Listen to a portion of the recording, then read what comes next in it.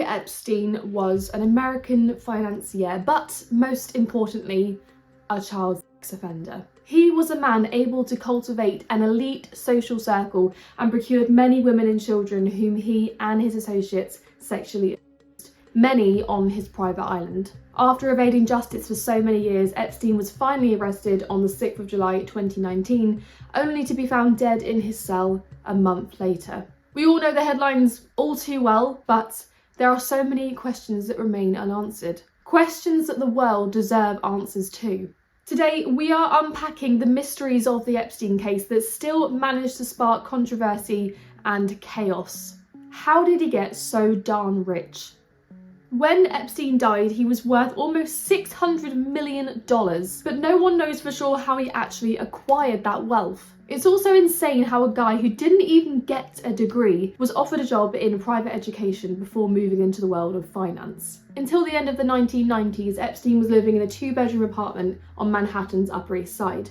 It was only when Ghislaine Maxwell moved from London that Epstein's lifestyle elevated significantly. Epstein moved into a townhouse on 68th Street and later to a 28,000 square foot mansion on 71st Street.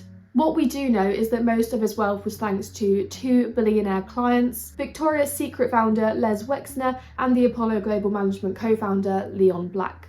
Epstein endorsed unusually large fees and personal control over Wexner's fortune. Wexner trusted him with his entire estate for some reason. In fact, within a few years of meeting, the billionaire granted Epstein the power to manage his businesses and finances as he saw fit. He also gifted Epstein a $77 million townhouse in New York. So we know where most of the wealth came from, but the remaining wealth still remains a mystery. And what makes this even more suspicious is that Epstein ran most of his business from the Virgin Islands, which means that he could keep these completely secret. Aside from Wexner and Black, Epstein rarely disclosed the information about his other clients, which has led many people to wonder whether Epstein's dealings went beyond standard money management. So, was he a self-made billionaire or the front of something far darker? And I'm not just talking about what we know he was guilty for. Who on earth let him get away with this? The craziest part of this entire case, in my opinion, is the sweetheart deal. In July 2006, the FBI began an investigation of Epstein nicknamed Operation Leap Year. It resulted in a 53-page indictment in June 2007, but Alexander Acosta, then the US Attorney for the Southern District of Florida, agreed to a plea deal to grant immunity from all federal charges to Epstein, along with 4 named co-conspirators and any unnamed potential co-conspirators. They're really covering their bases here with this one. This non-prosecution agreement shut down an ongoing FBI investigation on whether there were more victims and conspirators. And Acosta also agreed that this deal would be kept from the victims, which went against federal law and is a slap in the face for all of these victims. Acosta later said he offered this deal because he was told that Epstein belonged to intelligence, was above his pay grade, and to leave it alone. Or you could actually just do your job and get this put away for good, but what the hell do I know? Epstein agreed to plead guilty in Florida to 2 felony charges, serve 18 months in prison, register as a sex offender, and pay restitution to 36 victims identified by the FBI. While most convicted sex offenders in Florida are sent to state prison, Epstein was housed in a private wing of the Palm Beach County Stockade, and after 3.5 months was allowed on work release for up to 12 hours a day, 6 days a week, and his cell door was left unlocked. What? This obviously contravened the sheriff's own policies that sex offenders would be ineligible for this privilege, and he should have been ineligible. While on work release, Epstein worked at an office of a foundation he created shortly before reporting to jail, which he dissolved after he had served his time, which just makes me think he just created it as a way to qualify for work release. It's just insane. Epstein paid the sheriff's office for extra services being provided during his work release, such as permit duties, who checked in welcome guests at the front desk. Epstein was also allowed to use his own driver to drive him from jail to other appointments. So there's no surprise really that during this time the misconduct continued and Jeffrey paid more girls to perform services for him. It's just infuriating. At this point, right, he must have thought he could genuinely get away with anything. And I think the criminal justice system is at fault in this particular situation. They are letting him believe that he can get away with anything, because he could. He was on work release for a crime he committed, multiple crimes he committed, and whilst on that work release, he's committing the same crimes. This is just absurd. Epstein served almost 13 months of the 18-month sentence before being released on the 22nd of July 2009 and was on house arrest until August 2010. His early release was due to the fact that he provided information on a couple of Bear Stearns associates. I really don't think that should be a thing for sex offenders. I don't think an early release should ever be an option. During this time, he was allowed numerous trips to his residences in Manhattan and the Virgin Islands because, you know, why not, guys? If we've already let him go on work release, as they say, then just let him get on his jet. It's just not exactly house arrest, is it? House and arrest being the operative words here. Who did he call his buddies? This is very much something that is at the forefront at the moment with these Epstein files that now supposedly do not exist. It's just very strange for a lot of people that the list of clients that went to the island has not been made public. Yeah, it's very interesting, isn't it? Probably will be, by the way. So if you're able to, you'll be... Yeah, I'd certainly take a look at it. After claiming that he was going to release the files back when he was running for office the second time, Trump is now shockingly claiming that there is no document in existence. So this is a Democrat hoax that never ends. You know, it reminds me a little of the Kennedy situation. We gave him everything over and over again, more and more and more, and nobody's ever satisfied. From what I understand, I could check, but from what I understand, thousands of pages of documents have been given. But it's really a Democrat hoax because they're trying to get people to talk about something that's totally irrelevant to the success that we've had as a nation since I've been president. I honestly don't know why this would happen. Why would you say something exists and then say that it doesn't? What we do know is that many important people met with and affiliated themselves with Epstein, two of which being US presidents. Epstein visited the White House at least 17 times just after Bill Clinton was sworn into office in 1993. Though Clinton hasn't been directly accused of sexual abuse, he has been mentioned by at least two victims, alleging that he enjoyed the company of young girls.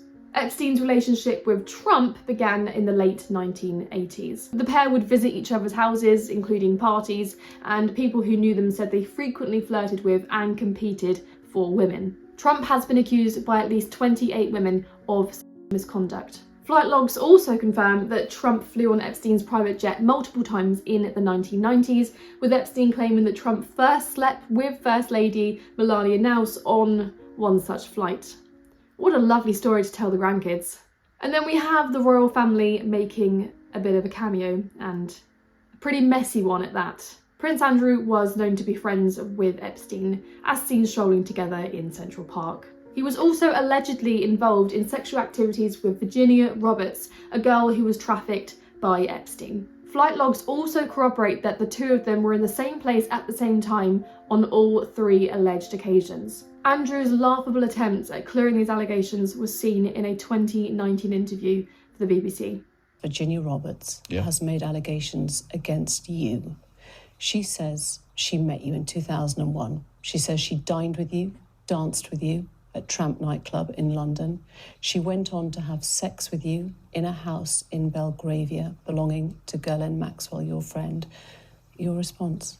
I have no recollection of ever meeting this lady. I was with the children. I'd taken Beatrice to a Pizza Express in Woking for a party at I suppose sort of 4 or 5 in the afternoon. Why would you remember that so specifically? Why would you remember a Pizza Express birthday and being at home? Because going to Pizza Express in Woking is an unusual thing for me to do. She described dancing with you and you profusely sweating, and that she went on to have possibly... There's a slight problem with the sweating because I have a peculiar medical condition, which is that I don't sweat, or I didn't sweat at the time. She provided a photo of the two of you together. Yes. Your arm was around her waist. Yes. You've seen the photo. I've seen the photograph. How do you explain that? I can't. Because I have absolutely no memory of that photograph ever being taken. I don't remember going upstairs in the house, because that photograph is taken upstairs.